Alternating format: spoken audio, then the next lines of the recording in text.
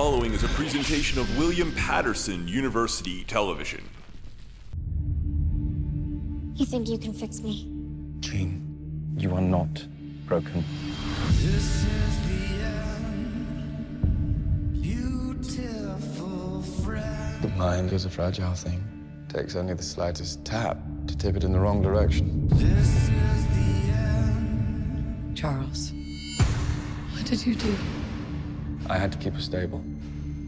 I protected her. From the truth?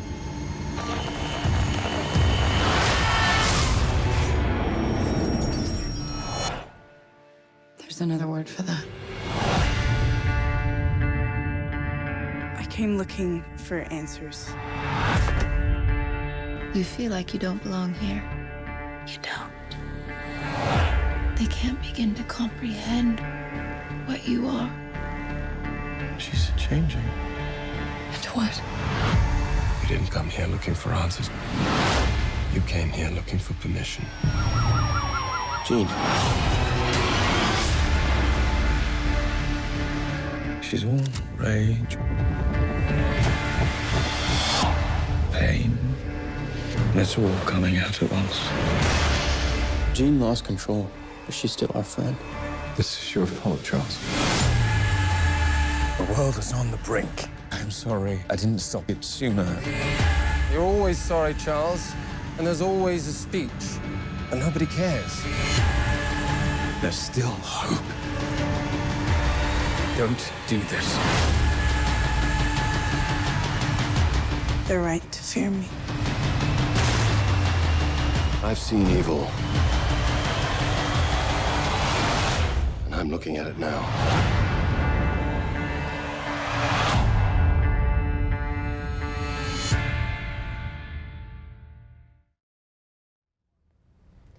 Welcome back. Dark Phoenix is one of the most well-known storylines in the X-Men universe. And with the trailer for the movie dropping this past week, we have brought Caitlin and Samori to talk about it. Guys, thank you for coming and talking about this movie with me. I am really excited for this. So we just want to jump right into it.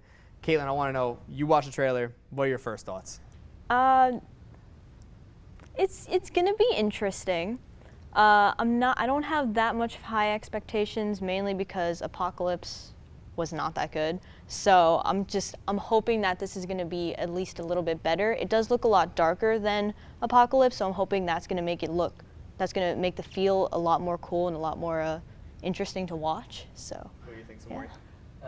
You know, Apocalypse was really hard on me because I really like the character Apocalypse. You know, I feel like he's the X-Men's Thanos, and I feel like they really messed him up. But my thing is the shots, like Kinberg is getting his first directing job for this X-Men universe, and he's been there since The Last Stand. So his shots were very good, but the story, I'm not sure. I'm really not sure on it. Not confident yet. Yeah. So like, so this is in a different X-Men universe than the typical Wolverine movies and X-Men X3, United or whatever it was. So we had, this is Michael Fassbender and James McAvoy. They had a dark first movie with the Cuban Missile Crisis, a dark second movie with Mystique becoming an assassin for hire. And then they kind of went like goofy with the third one. Does this fourth one, returning to that darker tone, make you more confident in it? Yeah, I'd say I'm more confident because it's gonna be darker. When they got too like goofy about it, it wasn't good. But for me, I'm not a fan of Jennifer Lawrence's Mystique, so I feel like that's just gonna ruin the whole movie for me. I don't like how they made her look, so that's gonna piss me off the entire time. But hopefully, the rest of it will be really good because James McAvoy is awesome. Obviously, Michael Fassbender is fantastic. So I'm gonna hope that their characters are gonna save the movie. So First Class to me was very good, very exceptional movie. Off the last X-Men movie, which was Origins, which was hot garbage. So we can admit that. You can admit that. And then Days of Future Past, I think, was one of the best comic book movies because the way it was. They brought you back to your childhood X-Men, but then they bring you back to the new X-Men. I like the mashup between that, but then once they went funny, and I think the X-Men aren't characters that you could do that with. You know, like the Avengers, yes, you got more of the comedic characters, but X-Men, I think their stories are also more darker than any others. It's a lot more intense. Yeah, so bringing it back to this movie, I think that they might be able to get what they had with the first two if they continue the dark role. Yeah, they can save it. Yeah. So we talking about like Dark Phoenix is very character driven. It's a super story about Jean Grey. We have Jean Grey played by Sophie Turner, who got criticized when she first showed up as Jean Grey for being kind of flat, almost being like a Kristen Stewart-esque character who just kind of flipped her hair the entire movie and was there for like to be the love interest. Now she's getting a starring role that we all thought she was going to get at the end of Apocalypse. Are you confident in her ability, Samori, to carry this movie? Because she really might have to.